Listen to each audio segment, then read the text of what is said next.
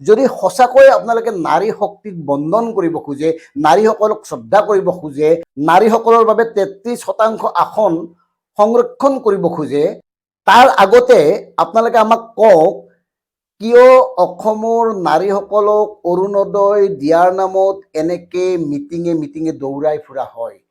এই নাৰীসকলক মৰ্যাদাপূৰ্ণভাৱে কিয় বেংক একাউণ্টত টকাবোৰ দিব পৰা নাই। আনহাতে এই বিলখন 2023 চনতে ৰাষ্ট্ৰপতিৰ মহৰ মৰা হৈছে, অৰ্থাৎ আইনত পৰিণত হৈছে। তাৰপিছত কিয় 2024 চনৰ লোকসভাৰ নিৰ্বাচনত 33% মহিলাক টিকট নিদিলে ভাৰতীয় জনতা পাৰ্টীয়ে? কথাবোৰ কওক। 543খন আসনৰ মাজত তেওঁলোকৰ কাৰণে চিট নাই নেকি? 33% তেওঁলোকক সংৰক্ষণ কৰিব নোৱাৰে নেকি?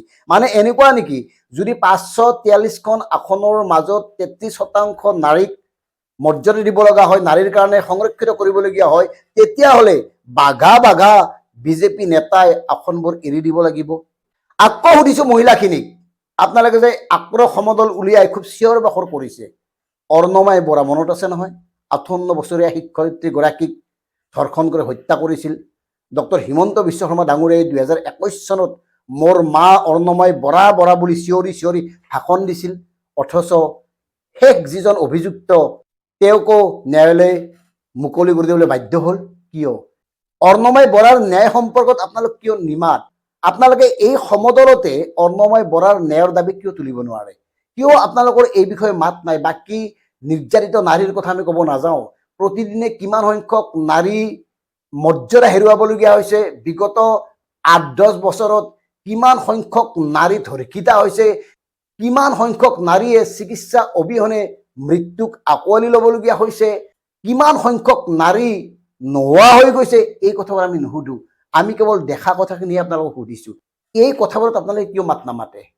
শুনিছোঁ বিজেপিৰ আক্ৰোশ সমদলত অসমৰ 3গৰাকী বিশিষ্টা গায়িকায়ো অংশগ্ৰহণ কৰিছে, সন্ধ্যা মেনন, শান্তা উজিৰ আৰু মালবিকা বৰা বাইদেউ ভাল কৰিছে। নাৰীক শক্তি লাগে, নাৰীক বন্দনা কৰিব লাগে, নাৰীক নিজৰ অধিকাৰ লাগে, চব ঠিকে আছে, কিন্তু অৰ্ণময় বৰা এওঁলোকৰ কাৰণে কিয় মাতা নাই? বিজেপিৰ ইন্দ্ৰাণী তহবিলদাৰ নামৰ এগৰাকী মহিলাৰ মৃত্যু হৈছিল নহয়, সেই বিষয়টোত আপোনালোকৰ ভূমিকা কি? এনেকে অনেক বিষয় আছে, অনেক নিৰ্যাতিত নাৰীৰ পক্ষত আপোনালোকে কেতিয়া মাতিব?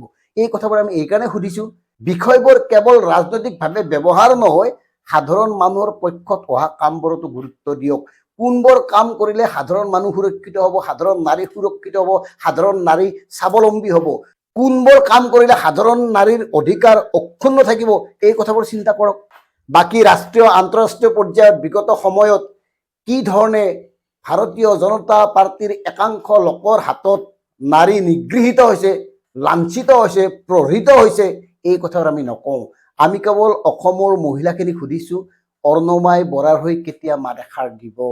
অসমৰ এই লাখ হিতাধিকাৰী যিসকলে অৰুণোদয়ৰ কেইটামান টকা পোৱাৰ কাৰণে, উদ্যমিতাৰ চেকখন পোৱাৰ কাৰণে মাহত 4-5 বাৰ মিটিঙে গৈ থাকিব লাগে, বিভিন্ন ধৰণৰ আলৈ অথানিৰ সন্মুখীন হয়, তেওঁলোকক মৰ্যাদা দিয়ক, তেওঁলোকক সন্মান সহকাৰে প্ৰাপ্যখিনি দিয়ক, ইমানেই কথা। বাকী নাটকবাজি কৰি লাভ নাই। এই নাটকবোৰ অসমৰ সাধাৰণ জনতাই এতিয়া বুজা হৈছে।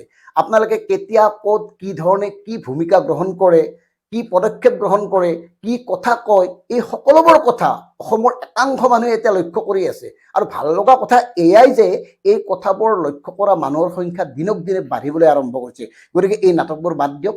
যদি অসমৰ অসমীয়া নাৰীৰ প্ৰতি আপোনালোকৰ সদ্ভাৱ, সঁচাকৈ সন্মান আছে, তেতিয়াহ'লে নাৰীৰ আবুৰ ৰক্ষা কৰক। ধন্যবাদ। জয় অসম।